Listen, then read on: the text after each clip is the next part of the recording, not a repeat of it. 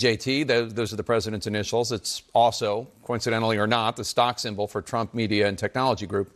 When asked by a reporter last week whether Trump's Truth Social post was an attempt to manipulate the stock market, National Economic Council Director Kevin Hassett pushed back, saying, quote, "I don't think that Trump ever had any other intent other than to get people to the table with serious policies," unquote. And joining us now, one of the House Democrats raising concerns about all of this, Congressman Mike Levin of California. Congressman Levin, have you seen any evidence of insider trading from either members of Congress or President Trump's allies, instead of that just general advice that Trump gave for people to invest?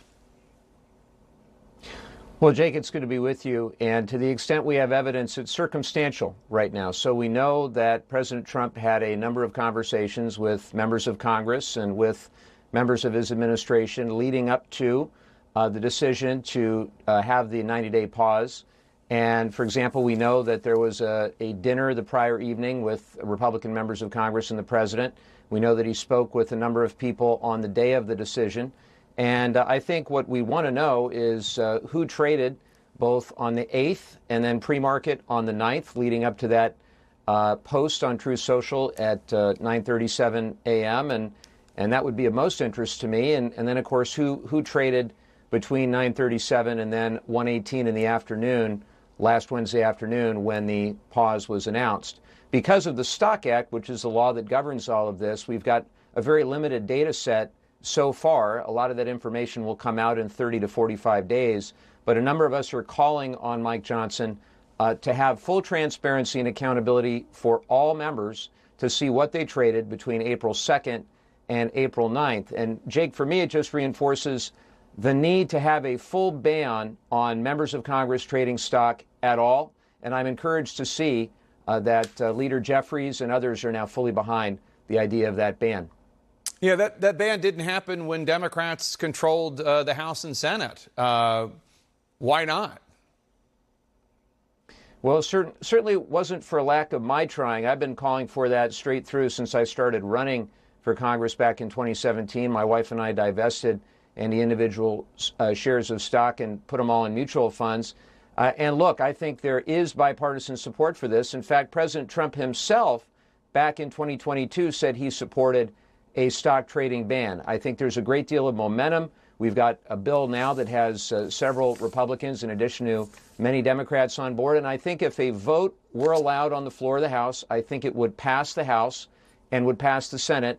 We continue to build momentum behind it, and I'm hopeful that that vote will occur. If it can't occur in this Congress because Mike Johnson doesn't have the courage to do it, then hopefully it will happen if Democrats retake the House after next year. It would be great, obviously, if voluntarily every House member disclosed their trades on the dates that you talked about, any trade transaction between April 2nd to April 9th. Are there Republicans that are curious as well? There are, and there are roughly 15 who are behind our effort to try to have a stock trading ban and who have expressed concern, at least privately. It's amazing what they'll tell you privately, Jake, but I think at the end of the day, the existing law only goes so far because we'll see, like I said, between 30 and 45 days from now, which members traded, but we won't get a timestamp. So in other words, we'll see if they traded on the 8th or the 9th. We'll know what they traded with rough ranges, but we won't get that level of granularity. I know that my friend Adam Schiff has called for a similar investigation into what members of the administration may have done. And it's very simple. We should not be using our position in which we often get access to material non-public information to pad our pockets. We serve the people. We shouldn't be serving ourselves in that manner. It's fundamentally wrong. And a coalition of people across the political spectrum agree. I asked you earlier why Democrats didn't do this when they controlled the House, and you said it wasn't for lack of your trying.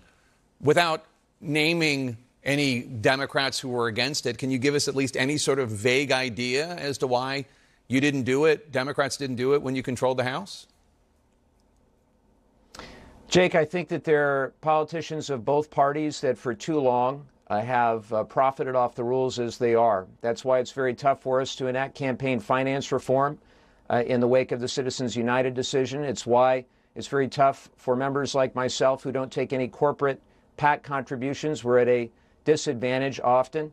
And when the system is working for incumbents, it's very difficult for those incumbents to want to challenge that very system. And look, I know that there's a certain degree of cynicism here, but I think this is so critically important and is so resonant with people across the political spectrum. When I speak to my constituents, I just had a town hall packed with people, and when I brought up the need for members of Congress to not trade individual shares of stock, that was probably one of the biggest applause lines that I got, and there were a lot of Republicans in attendance.